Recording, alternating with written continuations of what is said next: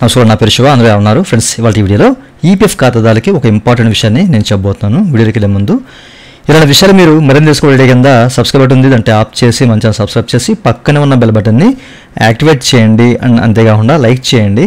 Like చేస్తే ఇలాంటి videos అందరికీ చేరుకుంటాయి, చాలామందికి ఉపయోగపడతాయి. So please like.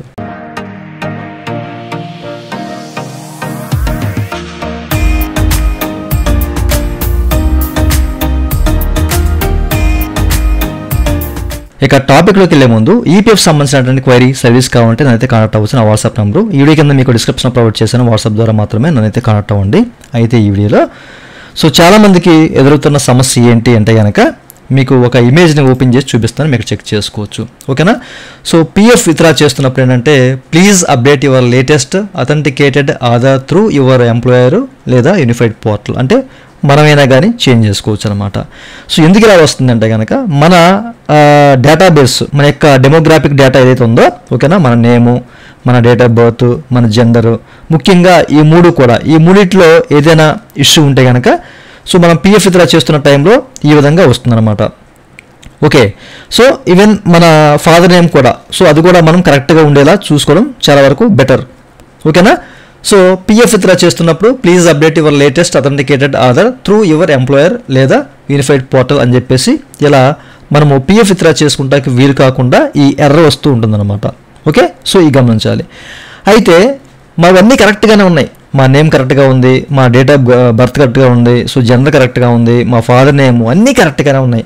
అయినా కానీ మాకు ఈ విధంగా వస్తుంది, ఎందుకు వస్తుందని చెప్పేసి కొంతమంది కామెంట్లో అడుగుతున్నారు అన్నమాట. ఓకేనా? అయితే ఎక్కువగా మనము ఏదైతే జేడీ ఉందో, జేడీ ద్వారా ఇవన్నీ కరెక్ట్ చేసుకున్న టైంలో అన్నీ కరెక్ట్గా చేసుకుంటాము, అయినా కానీ మనకి ఇదే ఇష్యూ రిపీటెడ్గా వస్తూ ఉంటుందన్నమాట. ఓకేనా? అట్లాగే కొంతమంది ఏంటంటే యాజ్ పర్ ఈపీఎఫ్ డేటాలో ఏ విధంగా అయితే ఉందో డేటా, ఓకేనా, దాని ప్రకారం ఆధార్ని మోడిఫై చేస్తూ ఉంటారు. అట్లాంటి టైంలో కూడా ఇట్లానే వస్తుందన్నమాట. ఓకే, ఇలా రకరకాలుగా ఇష్యూస్ అనేవి మనకి ఇట్లా జనరేట్ అవుతుంది ఈ పద్ధతుల ద్వారా. ఓకే, అయితే ముందుగా మీరు మీకు సంబంధించిన డాష్బోర్డ్ ఓపెన్ చేసి అన్నీ చెక్ చేసుకోండి. ఓకేనా? వ్యూవర్ బటన్ క్లిక్ చేసి మన ప్రొఫైల్లో క్లిక్ చేస్తే మన సంబంధించిన డేటా ఉంటుంది. అక్కడ చెక్ చేయండి. అలాగే మేనేజర్ ఆప్షన్ క్లిక్ చేసి జాయింట్ డిక్లరేషన్ ఉంది కదా, దీన్ని క్లిక్ చేసి పర్టికులర్ మెంబర్ ఐడి, అంటే ప్రజెంట్ మనం ఎక్కడైతే వర్క్ చేస్తున్నామో, ఓకేనా, మనం ఎక్కడైతే ప్రస్తుతానికి వర్క్ చేస్తున్నామో లేదా చివరిగా వదిలేసిన కంపెనీ ఏదైతే ఉందో అందులో డేటా అనేది అసలు కరెక్ట్గా ఉందా లేదా అనేది ముందు చెక్ చేసుకోండి. అంతా బాగానే ఉంది.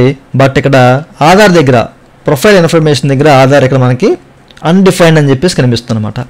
అయితే మన సబ్స్క్రైబర్స్లో, మన ఛానల్కి సంబంధించిన కొంతమంది సబ్స్క్రైబర్స్ ఎట్లాంటి ఇష్యూ వస్తే వాళ్ళు ఒక పని చేశారు.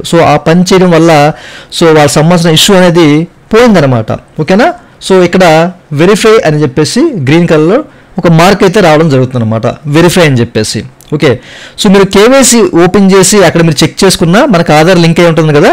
ఓకేనా?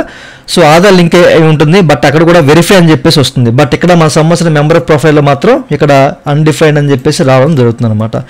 ఇలా అన్డిఫైన్డ్ అని చెప్పేసి ఎప్పుడు వస్తుందో అప్పుడు మనకి పిఎఫ్ విత్డ్రా చేస్తున్న టైంలో మనకి అదే ఇష్యూ వస్తుంది. ఏది ఇక చెక్ చేసుకోవచ్చు. Please update your latest authentication Aadhaar, ఇదే ఇష్యూ వస్తుంది అనమాట. ఓకే, అయితే ఇప్పుడు ఆ సబ్స్క్రైబర్స్ ఏం చేశారు అంటే కనుక వాళ్ళు ఈ విధంగా వచ్చినప్పుడు ఆధార్ సెంటర్కి వెళ్ళి ఐరిస్ ద్వారా కానివ్వండి లేదా బయోమెట్రిక్ ద్వారా ఫింగర్ ప్రింట్స్ అనేవి అప్డేట్ చేసుకున్నారన్నమాట.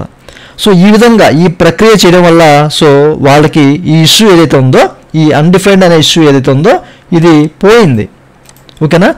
లెక్క ప్రకారం ఆధార్లో మనకి ఏది ఇష్యూ వచ్చినా కానీ మనం ఇంకోసారి అప్డేట్ చేసుకుంటే ఆ ఇష్యూ పోయే అవకాశం ఉన్నట్లయితే ఇక్కడ తెలుస్తుంది. ఓకేనా? ఇట్లాంటి ఇష్యూ ఉన్నవారు ఎవరైతే అన్ని డీటెయిల్స్ కరెక్ట్గా ఉన్నాయి, EPF data and Aadhaar data అంతా కరెక్ట్గానే ఉంది.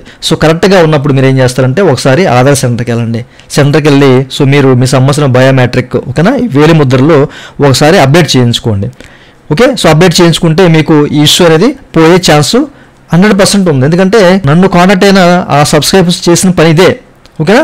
ఇది చేయడం వల్లే వాళ్ళకైతే ఆధార్ వెరిఫై అయిపోయింది. వాళ్ళు అంచగా పిఎఫ్ అయితే విత్డ్రా పెట్టేసుకున్నారన్నమాట. ఓకే, ఈ విషయాన్ని మీరు గమనించాలి.